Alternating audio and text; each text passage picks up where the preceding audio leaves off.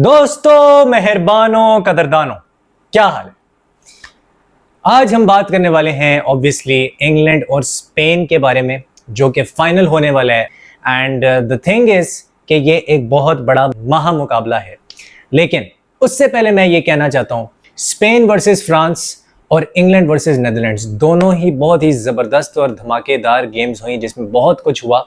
ठीक है, Copa America में भी बहुत कुछ हुआ, लेकिन उसके लिए मैं अगली वीडियो में बताऊंगा। लेकिन शुरुआत करते हैं कि स्पेन जो है वो इंग्लैंड के खिलाफ कैसे खेल सकती है। स्पेन वर्सेस फ्रांस में जिस तरह से उन्होंने खेला था, क्या किया था उन्होंने, और क्या वो उस चीज़ को दोबारा से रिपीट कर सकते हैं या नहीं। स्पेन जो थी वो 4-3-3 के अंदर खेल रही थी, जैसे कि आप लोग जानते हैं। और उनका जो बेसिक प्रिंसिपल था वो ये था कि ओवरलोड क्रिएट करना है, खास तौर पे लेफ्ट हैंड साइड पे, और वहां से स्विच क्रिएट करना है towards the right hand side, जहां पर एक थर्ड मैन हमेशा मौजूद रहेगा। अगर आप फ्रांस वाला मैच निकाल के देखो तो जो लामीन यमाल था वो एक थर्ड मैन था, जो कि हमेशा मौजूद होता था। बट वहां पे एक और बंदा था जो कि उसके साथ वो एक ओवरलैपिंग रन निकाल रहा था राइट हैंड साइड पे, और वो आदमी था हीजस नवाज, 38 ईयर ओल्ड। पीछे आके डिफेंड भी कर रहा था, आगे जाके he was trying to attack as well. एक ओवरलैपिंग रन बना के एक ऑप्शन क्रिएट करने की कोशिश कर रहा था। तो वो एक बहुत ही ज़बरदस्त चीज़ थी। दूसरा, अगर डैनी ओल्मो को देखो, आप उसकी मूवमेंट को देखो, अगर आप जो मिडफील्डर्स हैं उनकी रोटेशन को देखो, उसको अगर आप समझने की कोशिश करो, तो वो बहुत ही कमाल थी इंटीरियर के अंदर। और डैनी ओल्मो, फैबियन रुइज और इवन कोकोरेला जब थोड़ा सा आगे आता था, वैसे तो वो थोड़ा कंजर्वेटिव ही रहता था, मिडिल ऑफ द थर्ड्स में वो रहने की कोशिश करता था, but he used to create that overload at the left hand side as well. तो वो बहुत ही मेरे लिए जो था ना एक फैसिनेटिंग चीज़ थी। रॉड्री भी जो है ना थोड़ा सा सेंट्रल जोन में आके थोड़ा सा लेफ्ट हाफ स्पेस में खिसक जाता था, तो वहाँ से फिर स्विच क्रिएट करने की कोशिश करते थे। कभी बैक पास ये देते थे तो लापोर्ट के पास बॉल आती थी, he used to distribute the ball to Lamine Yamal. तो वो एक क्लियर प्लान था कि इनका जो प्लान ए है वो क्या है, और लुइस डिलाफॉन्ट का जो प्लान ए था वो यही था कि रोटेशनल जो है ना मिडफील्डर्स वो होने चाहिए। Midfielders should be rotating between the lines and in between the spaces. Even अगर तुम मुराटा को भी देखो ना, मुराटा भी जो था, हालांकि ये लोग 4-3-3 में एक तरह से खेलने की कोशिश करते थे, मुराटा भी वापस आ जाता था जब भी फ्रांस धागे खोल के निकल जाती थी, 1-2s करके निकल जाती थी, तो मुराटा जो है वो भी he used to drop deep, ताकि वहाँ से अगर वहाँ पे एंगोलो कांटे खेल रहा है फॉर एग्जांपल, और वहाँ पे चुआमेनी खेल रहा है, तो उनके बीच में जो है ना तालमेल उस तरह का ना बन सके, वो प्रेस भी कर रहा था। मुराटा की प्रेस टुवर्ड्स द गोलकीपर बहुत अच्छी थी, एक स्लांटेड एंकल का वो एक रन बनाता था गोलकीपर की तरफ। And he also used to pin the defenders with his presence, चाहे वो ओपामेकानो हो, चाहे वो सालिबा हो, और पीछे डीप ड्रॉप इन करके बॉल को रिसीव भी करता था डीपर पोजीशंस में। तो वो जो डीपर पोजीशंस में बॉल को रिसीव करता था और फिर वो टर्न करके पास करता था आगे, that link up play by Morata was exceptional France वाले मैच में। और मुझे लगता है कि इंग्लैंड वाले मैच में भी मुराटा यही करने वाला है, बिटवीन द लाइंस ड्रॉप करके, स्पेसेस में ड्रॉप करके, he will try to link up the play. Even though अगर वो गोल नहीं भी मारता ऑफ द बॉल, वो एक ऐसा गोस्ट रनर है कि वो जो गोस्ट रनर है उसकी स्पेन को बहुत ज़रूरत है। That physicality and that ghost runner वाला एलिमेंट, वो एक चीज़ है जो कि वो स्पेसेस को भांपता है। वो उसकी जो इंटेलिजेंट है ना कि स्पेस में कब घुसना है और स्पेस से कब बाहर निकलना है, वो एक बहुत ही इंपॉर्टेंट चीज़ है मुराटा के बारे में। अच्छा, स्पेन का ये है कि वैसे तो अगर तुम हु स्कोर्ड पे जाके देखोगे तो फ्रांस वाले मैच में उन्होंने लेफ्ट हैंड साइड से काफ़ी अटैक करने की कोशिश की, जो कि निको विलियम्स वाली साइड थी। निको विलियम्स वाली साइड से दे वर ट्राइंग अ लॉट कि उधर से अटैक बने और वहाँ से क्रिएशन हो सम सॉर्ट। लेकिन अगर आप 10-15 मिनट के फेजेस देखो और गेम को 10-15 मिनट में डिवाइड करो, तो सेंट्रल प्रोग्रेशन भी कर रही थी। अगर लेफ्ट साइड से अटैक हो रहा था तो 22% सेंटर पोजीशन से भी अटैक हो रहा था, सेंट्रल जोन से भी अटैक हो रहा था। क्योंकि स्पेन की जो टीम है वो क्या बिलीव करती है, वो बिलीव करती है कि पॉकेट्स ऑफ स्पेसेस को ढूंढना है, और अगर दो डबल पिवट में प्लेयर खेल रहे हैं फॉर एग्जाम्पल, तो वो जो डबल पिवट के प्लेयर हैं या जो पीछे सेंटर बैक्स हैं, वो हाफ स्पेस में मंडराने वाले प्लेयर्स को ढूंढेंगे, चाहे वो डैनी ओल्मो हो चाहे वो फैबियन रुइज हो या मुराटा हाफ स्पेस में घुसा हुआ हो, जो फ्रंट 5 है या फ्रंट लाइन है उसकी हाफ स्पेस में जाके बॉल को फीड करना है। उसको फीड करने में वो लोग बहुत ज़्यादा बिलीव रखते हैं। अगर वो फीड नहीं कर पाते 50% आप या 60% आप स्पेन को वहीं पे रोक सकते हो, अनलेस के लामीन यमाल फिर एक ब्रिलियंस दे दे जो उसने फ्रांस वाले मैच में किया, ठीक है। अनलेस वो उस तरह की ब्रिलियंस हो जाए, वो एक अलग चीज़ है, लेकिन 60% आप स्पेन को रोक सकते हो अगर आप सेंट्रल प्रोग्रेशन उनकी रोक दो। अगर इंग्लैंड सेंट्रल प्रोग्रेशन उनकी रोक देती है, इंग्लैंड पे मैं बाद में आऊँगा। फ्रांस दूसरी तरफ क्या करी थी, फ्रांस काउंटर अटैक्स करी थी और काउंटर अटैक्स करने के साथ स्ट्रक्चर को मेंटेन करी थी। अगर वो डिफेंसिवली आपको दिख रहा होगा कि यार 4-4-2 है या 4-2-3-1 की शेप में है, तो वो अटैकिंग वाइज 3-4-3 के अंदर थे। अटैक जब करती थी फ्रांस तो 3-4-3 में होती थी और एक उनका अच्छी काउंटर प्रेसिंग थी, लेकिन फ्रंट लाइन से उनकी कोई काउंटर प्रेसिंग नहीं थी। एम्बाप्पे जो है अगर तुम देखो तो लामीन यमाल को उसने बहुत ही ईजिली गोस्ट रन करके जाने दिया और ड्रिबल पास करने दिया, और उसने शॉट भी वहीं से मारी जहां से एड्रियन रैबियो, जिस बंदे ने ये बोला कि भाई तुम्हें गोल मारना पड़ेगा और तुम्हें थोड़ा ज़्यादा करना पड़ेगा स्पेन को जितवाने के लिए, तो हम अभी सिर्फ 16 साल के बच्चे हो, और जिसको उसने जवाब में कहा भी गोल मारने के बाद लामीन यमाल ने कि स्पीक नाउ, उसी को के पास से उसने शॉट निकाली है एड्रियन रैबियो की। तो भाई कारमा होता है बस, this is why we love football. लेकिन बारकोला जब आया ना, ब्रैडली बारकोला, उसका मतलब he was breaking the press. How was he breaking the press? Ball collect करता था, वर्टिकल पास निकालता था, लाइन ब्रेकिंग पास निकालता था, बिटवीन द लाइंस जो पास था वो निकालता था।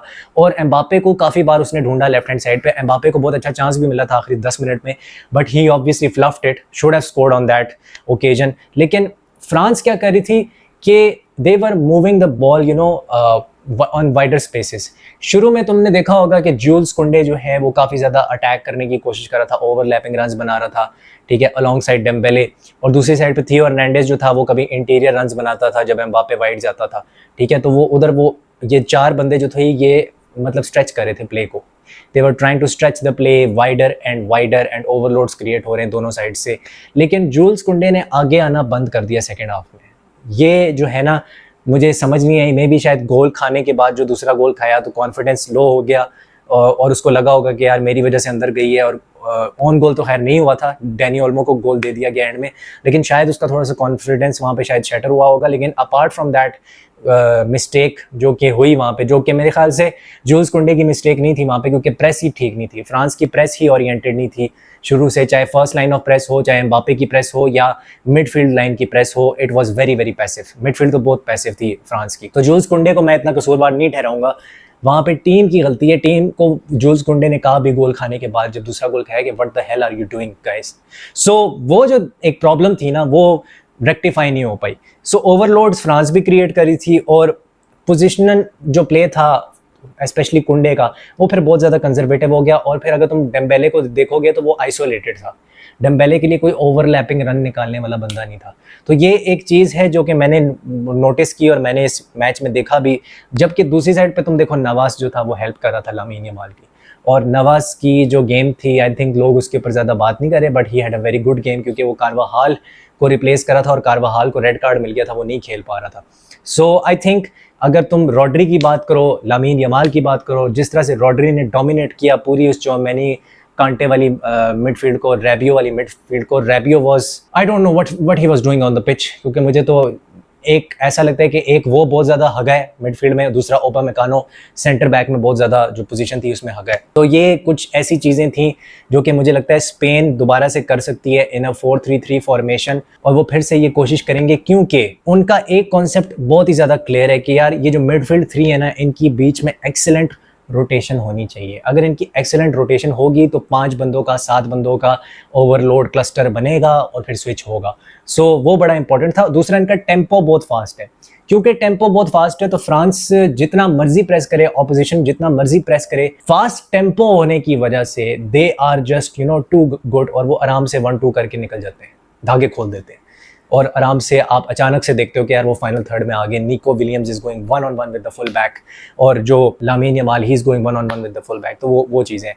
अब हम आ जाते हैं इंग्लैंड के ऊपर कि इंग्लैंड क्या कर सकती है और गैरेथ घटिया साउथगेट क्या करने वाला है इस मैच को जीतने के लिए। हालांकि उसकी औकात नहीं है कि वो ये मैच जीत सके, लेकिन ही इज अ बॉर्न चोकर। 1996 में उसने चोक किया था पेनल्टी के ऊपर, 2018 में उसने चोक किया था, क्रोएशिया को नहीं हरा पाया था, 2021 में उसने चोक किया था इटली के खिलाफ, जिसको वो टूर्नामेंट और वो फाइनल इंग्लैंड के होम के मैदान पे नहीं जीतना चाहिए था। और 2024 में भी उसने जो है चोक करना है। 2022 में भी फ्रांस के खिलाफ हैरी केन ने चोक किया था, क्योंकि गैरेथ साउथगेट ने वो मेंटालिटी इंस्टिल की है जिसमें एक चोकर पैदा होता है और कुछ पैदा नहीं होता। Gareth Southgate is a born चोकर और वो जिंदगी में कभी कुछ नहीं जीत सकता। It's as simple as that. Chokers never win anything, mediocre people never win anything, that's it. हो गई बहुत ज्यादा हेट स्पीच गैरेथ साउथगेट के ऊपर, अब आगे चलते हैं। गैरेथ साउथगेट के ऊपर अब मैं बात करने वाला हूं। जैसे कि आप लोगों को पता लग गया होगा कि अब जो है इंग्लैंड वो अपने जो सेकंड फाइनल है उसके अंदर आ चुकी है इंग्लैंड, और नेदरलैंड्स जो है उन्होंने कोई ज्यादा इजी नहीं बनाया। मैं तो समझता हूं कि नेदरलैंड्स ने काफी ज्यादा ब्लॉक करके रखा हुआ था, रोक के रखा हुआ था सेकंड हाफ में इंग्लैंड को, और गेम बहुत ज्यादा पैसिव हो गई थी, बहुत ज्यादा केजी किस्म की गेम हो गई थी। बट एक चीज मैं यहाँ पे लाजमी कहूंगा कि पहले 35 मिनट में इंग्लैंड बहुत अच्छा खेली। इंग्लैंड के जो पहले 35 मिनट थे वो बेस्ट थे अगेंस्ट नेदरलैंड्स, जो इस पूरे टूर्नामेंट में वो इतना अच्छा नहीं खेले जितना उन्होंने पहले 35 मिनट के अंदर खेला था। Those first 35 minutes brilliant. Scene ये है कि अब जैसे आप लोग जानते हो कि ग्रुप स्टेज में बैक 4 के साथ 4-2-3-1 में खेल रही थी इंग्लैंड, और फिर इंग्लैंड बैक 3 के ऊपर रिवर्ट होती है, ठीक है, 3-4-3 खिलाती है, और कोबी माइनो की एंट्री होती है, ठीक है। कीरन ट्रिपियर जो है वो लेफ्ट विंग बैक बन जाता है। उसके बाद फिर आप देखते हो कि यार राइट विंग बैक पोजीशन पे हमें नजर आता है कि वहाँ पे काइल वॉकर जो है वो खेलना शुरू हो जाता है। फिर जॉन स्टोन्स है, मार्क गेही जो है वो लेफ्ट साइडेड सेंटर बैक खेल रहा है, कौन सा खेल रहा है, ठीक है। तो इस तरह की जो एक उसने बनाया ना, एक टीम बनाई है। और मोस्ट इंपॉर्टेंटली फोर्डन कभी राइट हाफ स्पेस में, कभी लेफ्ट हाफ स्पेस में होता है, along side Jude Bellingham and the likes of Harry Kane जो एज ए स्ट्राइकर खेल रहा होता है, डीप ड्रॉप इन भी करता है। तो वो जो चीज़ है ना उसने हेल्प आउट किया है एक बैलेंस क्रिएट करने में, क्योंकि टीम के अंदर बैलेंस क्रिएट हो गया उस फॉर्मेशन की वजह से। और मैंने अपनी पिछली वीडियो में भी कहा था, अगर आपने देखी हो इंग्लैंड वाली, मैंने कहा था कि 3-4-3 के साथ आप जा सकते हो, और आप इसके अलावा एंथनी गॉर्डन को खिला के 4-2-3-1 कर सकते हो। 4-3-3 भी एक ऑप्शन है, बट मैंने कहा था कि 3-4-3 पे क्यों रिवर्ट बैक नहीं किया जाता, जो कि एक ऐसी फॉर्मेशन है जिसमें इंग्लैंड बहुत ज़्यादा क्या रही है, सक्सेसफुल रही है, क्योंकि उसमें बैलेंस क्रिएट होता है। और इंग्लैंड में जो पर्सनल है वो बैलेंस क्रिएट करने के लिए आपको जो बैक 3 है वो ही खिलाना पड़ेगा। अब सीन ये होता है कि जब आप बैक 3 में थोड़ा सा रिवर्ट कर जाते हो तो आपकी जो टीम होती है वो क्या होती है, वो स्ट्रेच करना शुरू हो जाती है, वो मैदान को क्या करती है, स्ट्रेच करना शुरू हो जाती है। क्योंकि एक आपके पास लेफ्ट विंग बैक होता है, एक राइट विंग बैक होता है, तो आप स्ट्रेच करने में आपको ईजी होता है वाइडर स्पेसिस को। और मुझे लग रहा है कि ट्रिपियर के साथ थोड़ा सा इशू हो रहा है, क्योंकि उसको अभी भी समझ नहीं आ रही कि वो बैलेंस कैसे क्रिएट करना है ओवरलैपिंग रन के लिए, और ट्रैकिंग बैक में वो उसको थोड़ा इशू होता है। हो सकता है ल्यूक शॉ स्टार्ट करे, और ल्यूक शॉ आया भी बेंच से उठ के, आई थिंक 46 या 47 मिनट पे वो बेंच से उठ के आया भी था। तो सब्स्टिट्यूशंस थोड़ी सी लेट थी, मुझे लगता है अभी भी गैरेथ साउथगेट की जो सब्स्टिट्यूशंस थी वो लेट थी, लेकिन परफेक्ट थी, इट वाज ऑन पॉइंट। दूसरी चीज ये है कि अगर आप नोट करोगे तो 3-4-3 के अंदर क्या बनता है, एक बॉक्स मिडफील्ड बनती है, जिसमें कि बेलिंगम है, फिल फोर्डन है, डेक्लन राइस है, और कोबी माइनो है। कोबी माइनो को अगर आप देखोगे तो मतलब ही वॉज जस्ट अमेजिंग, मतलब मेरा मैन ऑफ द मैच अगर तुम कहोगे तो कोबी माइनो था, क्योंकि कोबी माइनो आगे जाके जो है अगर प्रेशर डालना होता था तो वो प्रेशर भी डाल रहा है, ठीक है। प्रेशर डालने के साथ अगर काउंटर अटैक पड़ने वाला है तो उस काउंटर अटैक को वो आने से पहले ही ब्रेक कर रहा है और हाई टर्नओवर कर रहा है। वो हाई टर्नओवर में हेल्प कर रहा था बहुत ज्यादा, और उसने बहुत सारे टैकल्स जीते, मतलब हायर अप द पिच। तो वो एक बहुत ज्यादा इंपॉर्टेंट चीज थी बाय कोबी माइनो। सेकेंडली बेलिंगम को अगर देखोगे तुम, या फोर्डन को अगर तुम देखोगे, तो वो दे वर स्विचिंग पोजीशंस हर मोमेंट के ऊपर, वो अपने हाफ स्पेसेस में जो है ना वो स्विच करी जा रहे हैं मच्छरों की तरह। So that was very important as well. और एक बड़ा इंपॉर्टेंट पॉइंट ये भी था। और जब भी ये होता था कि यार वो बॉक्स 4 को रोकने के लिए नेदरलैंड्स एक न्यूमेरिकल सुपीरियरिटी लेके आती थी, क्योंकि जब डिपाई इंजर हुआ तो वीरमैन आया, और वीरमैन के साथ उन्होंने क्या किया कि उन्होंने मिडफील्ड 3 के साथ स्पेसेस को ब्लॉक करने की कोशिश की, ठीक है। तो उसके साथ वो क्या करते थे कि फिर हैरी केन भी पीछे ड्रॉप इन करना शुरू हो जाता था। अगर नेदरलैंड्स एक 4 मैन मिडफील्ड बना रही है, वो भी बॉक्स बनाना शुरू हो गई है, तो हैरी केन क्या करता था, 5 बंदों की मिडफील्ड बना देता था, वो पीछे आ जाता था। So that was very impressive as well by the English team. अब हो क्या रहा था कि ग्रुप स्टेजेस में प्लेयर्स क्लोज प्रॉक्सिमिटी में नहीं आ पा रहे थे, प्लेयर्स जो थे उनको फ्रीडम नहीं मिल रहा था बिटवीन द लाइंस। अब उनको फ्रीडम मिलना शुरू हुआ है बिटवीन द लाइंस, क्योंकि उनको फ्रीडम मिलना शुरू हुआ है बिटवीन द लाइंस, तो वो क्या कर रहे हैं, वो तबाही मचा रहे हैं, वो आतंक मचा रहे हैं जो है ना फाइनल थर्ड के अंदर, between the defensive line and the midfield line. और क्योंकि कोबी माइनो और बेलिंगम और फोर्डन जो था वो पिच के ऊपर क्या कर रहे थे, ओवरलोड्स क्रिएट कर रहे थे, अगेन जो योहान क्राइफ का बेसिक प्रिंसिपल होता है, और स्विचेस बन रहे थे साका के लिए, जैसे स्पेन में लामीन यमाल के लिए बन रहे थे, इंग्लैंड में साका वो काम कर रहा था। दैट थर्ड मैन रन कौन निकालता है? साका निकालता है। थर्ड मैन रन फुटबॉल में बहुत ज़्यादा इंपॉर्टेंट है और वो ही साका भी कर रहा था। And that is the reason that England जो था वहाँ पे स्पेस उनको मिल रहा था, वो स्पेस गेन कर रहे थे। लेकिन हुआ ये कि फिर कोमन ने क्या किया? क्लेवर सब्स्टिट्यूशंस की। जब कोमन ने क्लेवर सब्स्टिट्यूशंस की तो वहाँ पे हम ये देखते हैं कि यार अगर वेगहॉर्स्ट आ जाता है तो वेगहॉर्स्ट सेंट्रल जोन में आता है और वो सेंटर फॉरवर्ड बन जाता है, ठीक है। और राइट विंगर जो है वो फिर जावी सिमंस बन जाता है। जावी सिमंस पहले सेंट्रल अटैकिंग मिडफील्डर खेल रहा था, अब सेंट्रल अटैकिंग मिडफील्डर कौन बनता है? वो बन जाता है अपना वीरमन बन जाता है। तो वो जो एक स्ट्रक्चर था ना वो पूरा चेंज हो गया। जावी सिमंस की जो थोड़ा सा मैं कहूँगा कि स्ट्रेंथ जो थी वो मिनिमलाइज होगी, लेकिन जो सेंटर ऑफ द पार्क था वहाँ पे थोड़ा सा क्लॉक कर दिया था नेदरलैंड्स ने और सेंटर से पेनिट्रेशन नहीं करने दे रहे थे, जिसकी वजह से गेम पैसिव हो गई थी। तो सीन ये हुआ था कि अगर मालन है और जावी सिमंस है और गाकपो है तो वो 3 वर्सेस 2 भी बनाते थे कभी कभी। जब वो काउंटर अटैक करने की कोशिश करते थे तो उनके जो 2 सेंटर बैक थे उसके अगेंस्ट 3 वर्सेस 2 बनना शुरू हो जाता था। अगर कोबी माइनो को आप मैन मार्क कर देते हो किसी भी प्लेयर के साथ तो कोबी माइनो फिर स्ट्रगल करना शुरू हो जाता है और वो फिर उस तरह से पासिंग जो है वो नहीं कर पाता, ठीक है। बिटवीन द लाइंस पास नहीं कर पाता, वो रोक नहीं सकता प्ले को, वो बिल्ड नहीं कर सकता प्ले को, वो हाफ स्पेस में नहीं अगर आप उसको आने दे रहे, मैन मार्क कर रहे हो तो वो बड़ा प्रॉब्लम हो जाता है। फिर हैरी केन अगर डीप ड्रॉप इन करेगा तो वो उतना इफेक्टिव रहेगा नहीं, ठीक है, अगर उसको रनर्स नहीं मिल रहे हैं, अगर उसको क्लोज प्रॉक्सिमिटी में रनर्स नहीं मिल रहे हैं। तो ये सेकंड हाफ में हो रहा था कि क्लोज प्रॉक्सिमिटी में रनर्स नहीं मिल रहे थे और फिर मैं वही बात मैंने की कि इंग्लैंड फ्रस्ट्रेट हो रही थी क्योंकि गैरेथ साउथगेट ने लेट सब्स्टिट्यूशंस किए अपार्ट फ्रॉम ल्यूक शॉ। साउथगेट्स जो सुपर सबस थे फिर वो आते हैं, पामर आता है और ओली वॉटकिंस द हीरो आता है। अब अगर ओली वॉटकिंस आएगा तो वो इन बिहाइंड रन्स निकालता है, something which Harry Kane was not doing at the start of the second half. अगर आप इन बिहाइंड रन्स निकालोगे थ्रू ओली वॉटकिंस, ठीक है, और कोल पामर पीछे ड्रॉप इन करके एक विजनरी पास देगा और ड्रिबल करेगा, ठीक है, आपको तंग करेगा, डीप एरिया से आपको वो तंग कर रहा है और उसका विजन बहुत अच्छा है, तो विजन और उसके जो इन बिहाइंड रन्स हैं उसका एक तालमेल बनता है, पास आता है पामर का और अमेजिंग फिनिश था। मतलब ओली वॉटकिंस की फिनिश की अगर बात मैं करूं तो मेरे ख्याल से शायद जो है ना इससे बेटर फिनिश शायद ही कोई हो फ्रॉम इनसाइड द बॉक्स, ठीक है। जो उसने टर्न लिया, जो अपनी बॉडी को उसने यूज़ किया और बॉडी को यूज़ करके it was like you know a Beyblade, he turned like a Beyblade. और सेकंड हाफ में ये भी हुआ था कि फोर्डन और बेलिंगम जो थे ना थोड़े से टायर्ड लग रहे थे तो वो इतना ज़्यादा पुश फॉरवर्ड नहीं कर रहे थे। माइनो इतना आगे पुश फॉरवर्ड नहीं कर रहा था, थोड़ा सा रिजर्व बैक होके खेल रहे थे। अगर इंग्लैंड लीड लेने के बाद इस तरह से रिजर्व बैक होके खेलना शुरू हो जाएगी, टायर्डनेस का मुजाहरा करेगी, लथार्जिक बनेगी, तो मुझे ये लगता है कि स्पेन बड़े आराम से हरा देगी अगर सेकंड हाफ में फिर से इंग्लैंड ने ये किया।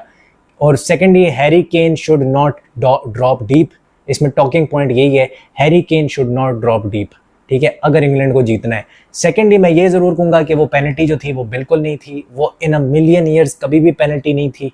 उस पेनल्टी की मैं शदीद मजम्मत करता हूँ जो गैरेथ साउथगेट को जितवाने के लिए उस हरामी किस्म के जो रेफरी था उसने दी। That was shit refereeing. और विर्जिल वैन डाइक ने भी कहा कि यार अगर तुम चाहते हो कि मैं ट्रबल में आ जाऊँ तो तुम जो हो ना बहुत ही मेरे साथ गलत कर रहे हो। रिपोर्टर को उसने कहा, मैं इसके ऊपर कमेंट नहीं करना चाहता। और वो जो रेफरी था उसके ऊपर 2005 में मैच फिक्सिंग के इल्ज़ामात भी लगे थे और उसने पैसे भी लिए थे मैच फिक्सिंग के। लेकिन कहा यह जाता है कि उसने जो जर्मन फेडरेशन है उसके अंदर कोई स्कैंडल था और उसको उस स्कैंडल को उसने क्या कहते हैं मतलब राज फाश करने के लिए और लोगों को पकड़वाने के लिए उसने वो मतलब लिया था, मैच फिक्सिंग का वो पैसा उसने लिया था। और वो जो लोग थे वो जेल में भी गए थे, जो जर्मन फेडरेशन के लोग थे जो पकड़े गए थे। तो ये थी आज की वीडियो। अगर आपको वीडियो पसंद आई है तो मुझे ज़रूर बताना कि ये टैक्टिकल वीडियो आपको कैसी लगी। Let me know in the comments और मुझे ये ज़रूर बताना कि कौन जीतेगा, इंग्लैंड या स्पेन। मैं तो स्पेन के साथ हूँ। I don't want Gareth Southgate to win in a million years. I hate that man. I'll see you soon. Hasta la vista.